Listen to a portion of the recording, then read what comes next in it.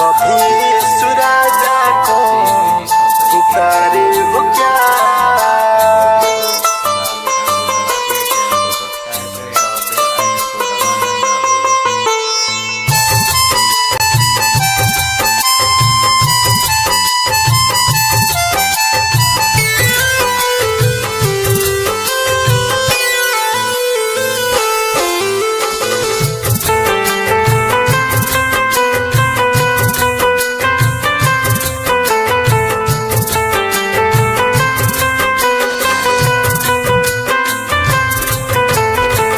कभी सुराजा को पुकारे हो क्या।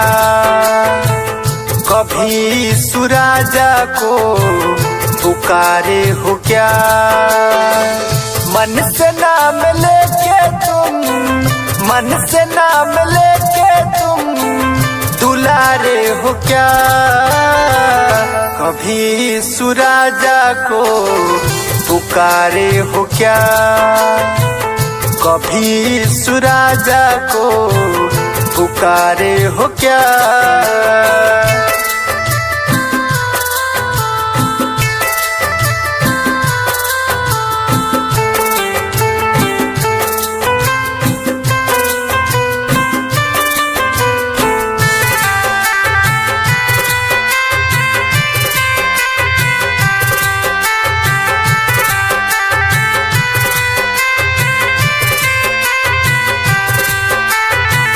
शांति मिलेगा, फूल खिलेगा, यीशु के पास चलो मुक्ति मिलेगा, मुक्ति मिलेगा। शांति मिलेगा, फूल खिलेगा, यीशु के पास चलो मुक्ति मिलेगा। बाइबल को प्यार से संभाले हो क्या। कभी सुराजा को पुकारे हो क्या। कभी सुराजा को पुकारे हो क्या।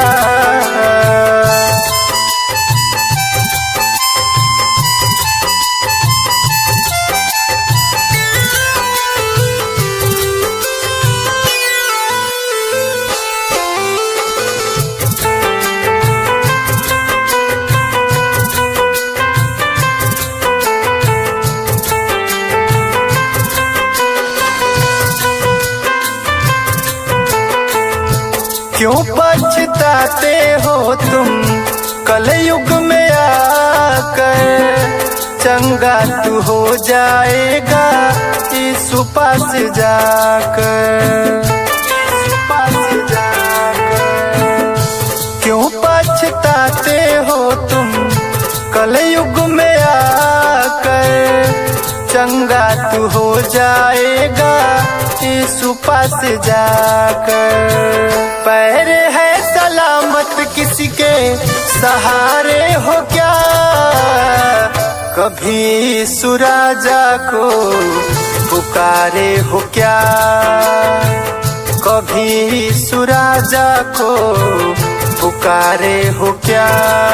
ऐसे ही गाने सुनने के लिए हमारे चैनल को सब्सक्राइब करें और बेल आइकन को दबाना ना भूलें। जय मसीह। धन्यवाद।